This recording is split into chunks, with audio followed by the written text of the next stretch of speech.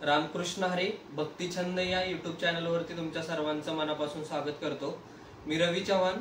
माऊलींचा जो 2025 पालखी सोहळा सुरू आहे, या पालखी सोहळ्यापासून आम्ही वारकऱ्यामुखी बोलिले विठ्ठल या सिरीजची सुरुवात करत आहोत आणि त्याचाच एक भाग म्हणून आम्ही माऊलींच्या पालखी सोहळ्यात सासवड या ठिकाणी काही गोड वारकऱ्यांची एक मुलाखत घेतलेली आहे। तर ती मुलाखत आम्ही या व्हिडिओ मार्फत तुमच्यापर्यंत घेऊन येत आहोत। ही पहिलीच मुलाखत असल्यामुळे यामध्ये काही प्रमाणात चुका असू शकतात, तर लहान भाऊ मोठा भाऊ म्हणून त्या चुका स्वीकारून हा व्हिडिओ तुम्ही पूर्णपणे बघा आणि व्हिडिओ पाहिल्यानंतर कमेंट मधून तुमची जी पण प्रतिक्रिया आहे ती आम्हाला नक्की कळवा। येणाऱ्या भागामध्ये आम्ही त्याचा नक्की सुधारण्याचा प्रयत्न करूयात। तर चला सुरुवात करूयात व्हिडिओला। नमस्कार, रामकृष्ण हरी माऊली। मी रवी चव्हाण। भक्ती छंद या चॅनल तर्फे आज आम्ही माऊली आहेत त्यांची मुलाखत घेतोय। तर पहिल्यांदा सर्वांना रामकृष्ण हरी, सर्वांचा आशीर्वाद घेतो। तर वारीला आलाय तुम्ही, तर गाव कोणतं माऊली आपलं? आपलं गाव रामखडक, तालुका उमरी, जिल्हा नांदेड। माऊली तुम्ही? मी कावलगुडा खुर्द, तालुका उमरी, जिल्हा नांदेड। सगळे नांदेडच्या?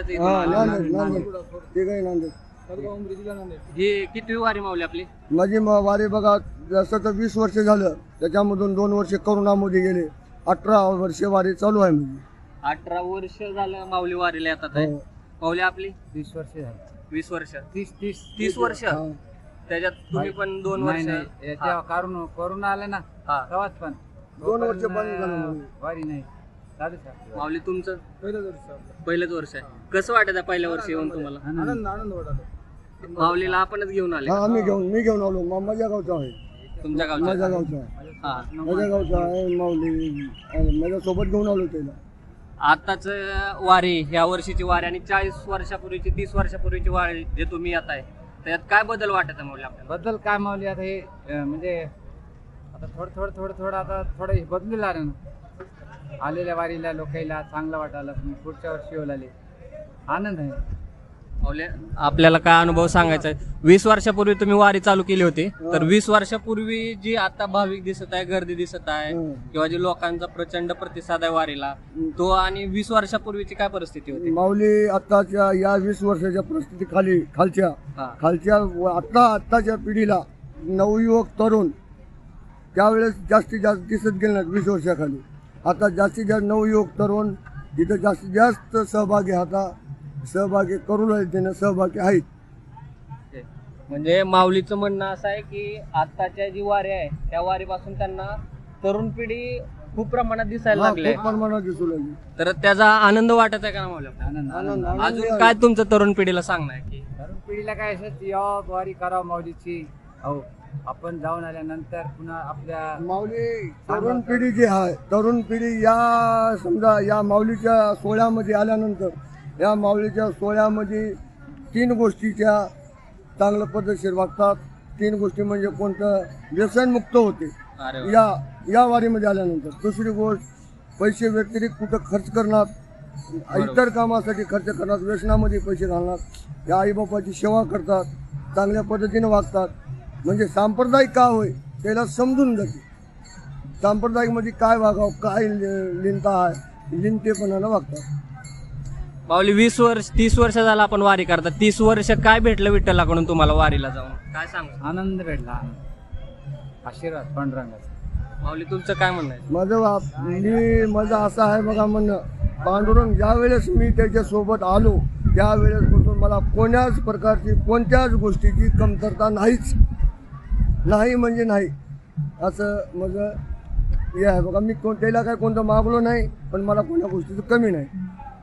माऊली या वर्षी काय मागणार? तुमची पहिली वारी आहे ही, तर काय मागणार तुम्ही? काय फक्त देवाचं दर्शन घ्यावं, घडाव राजनीर राहा, माणूस देव घडाव, एवढंच आपली इच्छा। तर काय आम्ही काहीच मागणार देवाला, आतापर्यंत मागणार आहे आम्ही। आज आम्ही हडपसरवरून घाटापर्यंत चालत आलोय, तर आता इथून घाटावरती जायची सुद्धा आमची परिस्थिती नाही, एवढं पाय दुखत आहे। तुम्ही पुणे ते पंढरपूर आळंदी पासून येत आहे तुम्ही वारीत, असं तुम्हाला कधी पाय दुखलं किंवा काय दुखण्याचा आजार कधी काय वाटत आहे? काहीच नाही माऊली, कोणाच प्रकारचे पाय दुखणार, हात दुखणार, काही दुखले नाहीत आमचे। असं आम्हाला चालण्याचा उरूप आणि उल्हास वाटते, चालण्याचा उल्हास वाटते, काहीच होत नाही।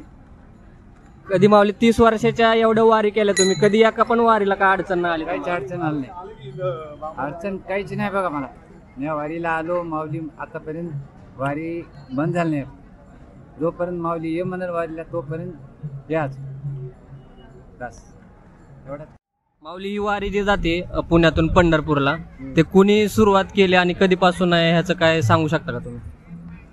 आता आमच्या अगोदरचे आता आम्हाला काही माहित, आम्ही जोपर्यंत वारीला येवलेला तोपर्यंत चलाली वारी. होय अगोदर कसं आहे बघा, जे माऊलीनं तुकाराम महाराज आणि माऊलीचे हे लोक हे वारी चालू केले. याने चालू केल्यानंतर ते तुकाराम महाराजानं कळस झाला, ज्ञानेश्वर माऊलीनं पाया रचिला या वारकरी संप्रदायाचा, ते तिथून वारी चालू झाली. तिथून वारी चालू झाली. माऊली तुम्ही असं जर वर्षी वारीला येता, घरचे असे काय बोलत नाही का? आजी तुमच्या असतील काय, किंवा घरी काय अडचण आली तर तिथं कोण बघणार आहे मग तुमच्या घरी? काहीच अडचण नाही, देव बघणार. देवाकडं सोपून आम्ही सगळं देवाकडे सोपून येता. वाचलं तर घरला येतात, मेलं तर तुमचे म्हणून असं माऊलीचे म्हणून निघून येतात घरला. असं आमचं काहीच नाही, आम्हाला कोणतं धरलं नाही आणि ते होऊ बी नो. घराकडे कोणत्याच प्रकारची अडचण नाही. 22 दिवस आम्ही घराकडे घराकडे आम्ही फोन देखील लावणार बघा, आम्हाला फोन लावायची सुद्धा फार्म राहिना. म्हणजे घराची काय काळजी तुम्हाला वाटत नाही, कारण ते बघण्यासाठी समर्थ आहेत त्यांनी. तिकडे समर्थ आहेत. पाणी पडलं काय, पाऊस पडलं काय, सगळं त्यानं बघून घेतात तिकडे. आम्ही टेन्शन ते कोण्या प्रकारचं घेणार. घरला गेल्यावर इकडे ध्यान होतं. आपण देवदेव करायला संसाराचं काय मांडत बसू. आपण आल्या कशासाठी? 1 महिना इथं काय करायला आल्या? 1 महिना आपण इथून आता 5,000 ते 7,000 रुपये खर्च होते आमचा माऊली. ते करून तेवढं घराकडे संसाराचं इथे मांडत बसलं तर काय अर्थ आहे? आपण संसाराचं मांडायचंच नाही. संसाराचं काहीच दोष यायचं नाही. संसार हे तुकाराम महाराजानं एवढं इस्टेट आज कमीत कमी त्याने 45 लाख रुपयाची इस्टेट दान धर्मामध्ये टाकले त्यावेळेस. 45 लाखाची. त्यावेळेस तुकाराम महाराजाला काय तेवढी सावकारकी होती घरी. सावकारी असता वेळेस त्याने दान धर्मामध्ये टाकले. सावकारकी ते वया पुस्तके त्याचे इंद्रायणी डुबिले. मग त्याला देव दिसला. आपण तर समर्थ आपल्या जाग्यावरच, आपलं काही आपण द्यायला नाही, कोणाला घ्यायला नाही. जे आहे ते जाग्यावर आहे. आपण एवढं करायला काय हरकत आहे? काय हरकत नाही, एवढं करता आम्ही. माऊली जे करतील त्याचं त्यानं बघत राहतात. आमच्या घराकड, दाराकड, आमच्या शरीराकड, सगळ्याकड त्यानं आमच्या पुढे अंगीत त्याने आहेत. वारीला आता 20 वर्ष झालं. विठ्ठल तर ते आमच्यासाठी आहेत, तुमचे रुक्मिणी म्हणजे आजी, त्यांना घेऊन नाही आले का कधी वारीला? नाही, एक वेळेस दोघंही सोबत एकही वेळेस आल्या नाही. म्हणजे त्यानं स्वतः 7 वर्ष त्याच्यामध्ये वाटे करेल. म्हणजे आमच्या म्हणजे कुटुंबामध्ये असल्यामुळे मी तुम्हाला 20 वर्ष सांगितलं. आमच्या कुटुंबामध्ये असल्यामुळे त्याची 7 वर्ष आहे. बाकीचे 13 वर्ष मजे आहे. म्हणजे त्याने 7 वर्ष केले तरी आहे. म्हणजे अडचणीमुळं, त्याच्या अडचणीमुळं आमच्या घराचं संसाराचं एकट्याचं असल्यामुळं मुली 3 होत्या. मुलीचे लग्न झाले. मुली तिकडे निवडले. एक मुलगा आहे, मुलगा सर्व्हिसला आहे. त्याला डबा बिबा द्यावा लागते. घरी लग्न झालं करायचं आहे. त्यामुळं घेऊन आलेलं पुढच्या वर्षी नक्की घेऊन येणार. पांडुरंगानं लग्न करावं, रुक्मिणीला घेऊन येऊ. बघा, आजोबाचं पांडुरंगाकडे एक मागणं आहे की त्यांच्या मुलाचं लग्न व्हावं. आणि आजोबा आम्ही दोघं अपेक्षा करतो की पुढच्या वर्षी आजीला घेऊन याल आणि 2 जण जोडीनं आम्हाला मुलाखत याच वेळी इथंच. माऊली तुम्ही जेव्हा पुण्यामध्ये असता पालखीसोबत, तेव्हा पुण्यामध्ये तर सर्व लोक जेवणाचं किंवा पाण्याचं वाटप करतात. पण जेव्हा सासवड पासून पालखी पुढे जाते तेव्हा तिथून पुढे कशी व्यवस्था असते? व्यवस्था आहे माऊली, तिथं बी व्यवस्था, कुठं कुठं जेवण्याची व्यवस्था आहे. फराळाचं देतात, हे वाटप ज्याची जे इच्छा आहे ते इच्छा करतात. कोणी पाणी, कोणी चहा, कोणी पोहा, अशी सर्वांची इच्छा आहे. वाकरीपर्यंत जायची, वार करायला काही कमी. माऊली पुण्यामध्ये जेवढं अन्नदान होते, पुणे त्याला उणे काहीच उणे नाही. पुण्या इतकं अन्नदान कुठंच नाही, कुठंच नाही. हे महाल संपला, हे दिवेघाट संपलं, तेवढं काही भेटणार बघा. भेटत ना. मी आज 20 वर्षापासून बघालो, भेटते पण तुरळक ठिकाणी. पण अन्नदान आणि पूर्ण अन्नदान पुण्यामध्ये हे नंबर 1. खरंच पुण्य आहे आणि पुण्यवानच होय पुण्याचे. पुण्या इतकं पुण्य कुठंच नाही. पुण्याची गणना कोण करी? पुण्याची गणना करायसारखंच नाही हो पुणे.